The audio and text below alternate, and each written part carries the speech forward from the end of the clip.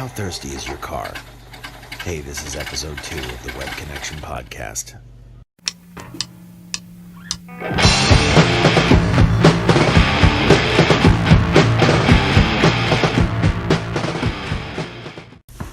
Hey guys, welcome to another episode of the Web Connection Podcast. So this week I'm going to talk about fuel economy. So what it seems like to me is that the more fuel efficient cars become, the less we want to buy them.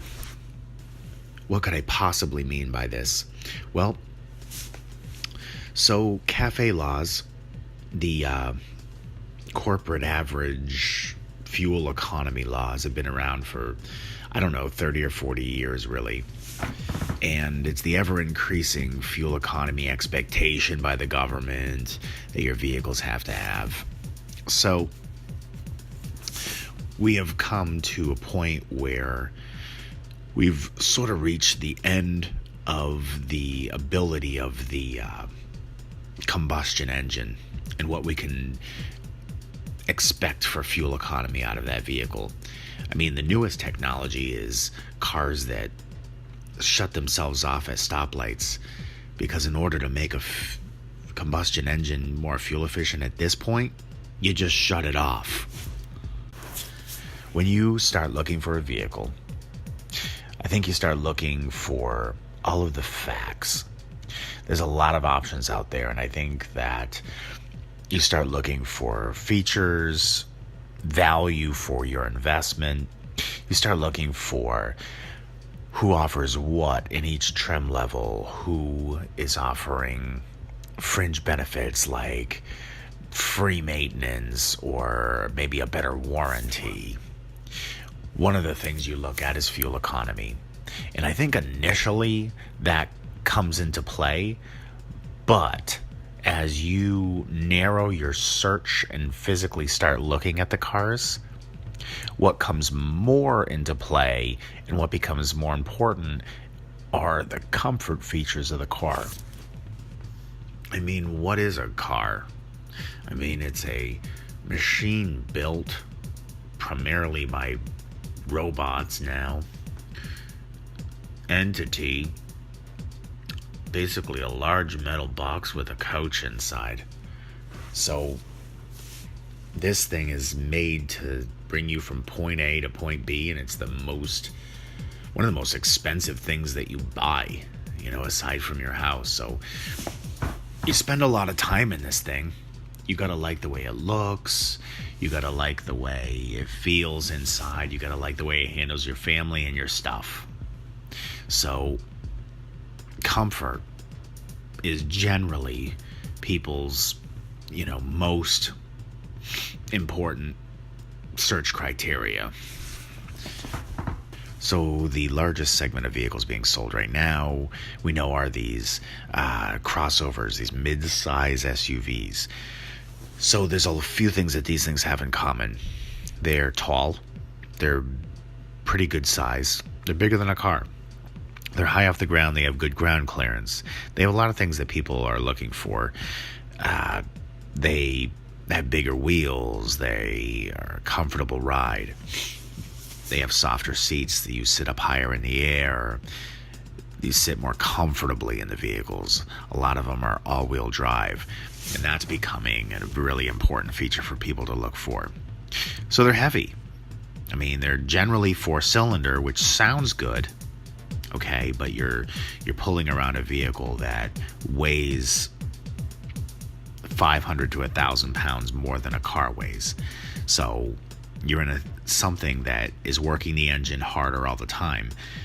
So, obviously it's going to burn a little bit more fuel. Yet fuel economy is still one of the concerns that people have.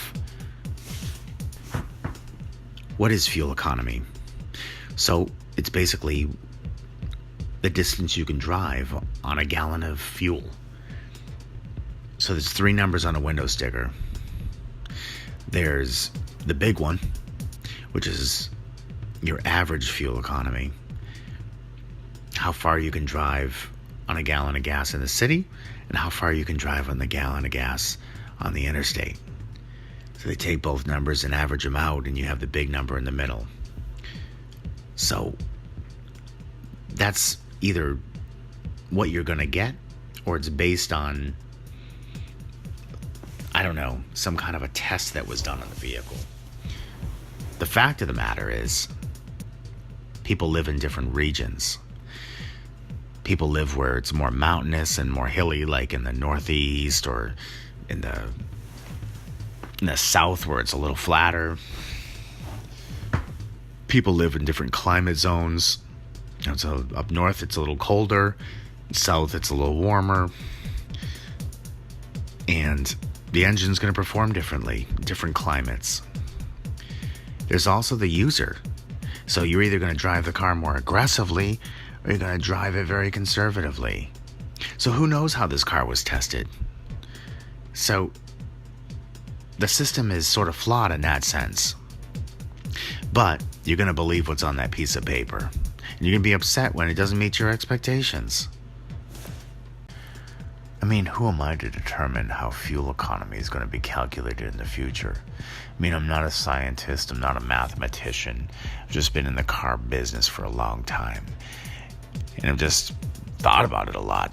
And I mean, what I envision is a system where a combustion engine is run at something like 2,500 RPMs with gas in it, and determine how long it takes to burn that fuel at that RPM range.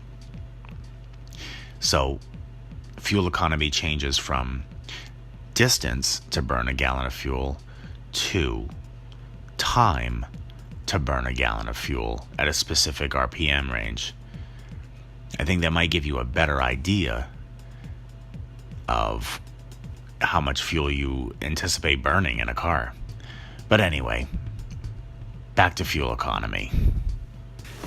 I mean, if you even have to ask me the question about fuel economy on one of these SUVs, chances are you're reluctant to even make the decision to purchase that vehicle or a vehicle in that genre.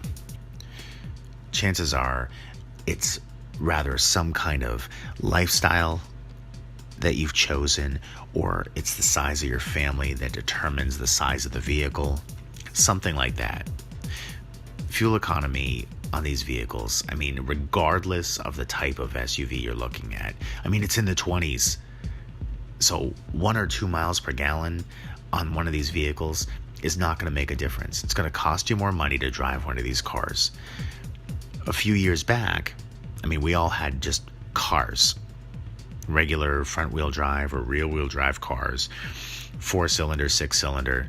You could get up to 30 to 35 miles a gallon. Now we are stuck as a society on buying these larger SUVs just to make our lives more comfortable. And we will sacrifice fuel economy. We will spend more in gasoline just to make our families more comfortable and just to accommodate our lifestyle. And in our already stressful lives, we want to make this part of our lives just easier to deal with. I mean, I get it. So to sum up, okay, fuel economy is important. How much gas you're burning in a vehicle should be important. But I guess what I'm trying to say is don't let it be a determining factor if the vehicle you're buying is an SUV. You're buying that car to accommodate your lifestyle. So just look at yourself in the mirror and realize that you're buying it for comfort. You're buying it for yourself. This is a self-indulgent purchase. You're not driving it to save the planet.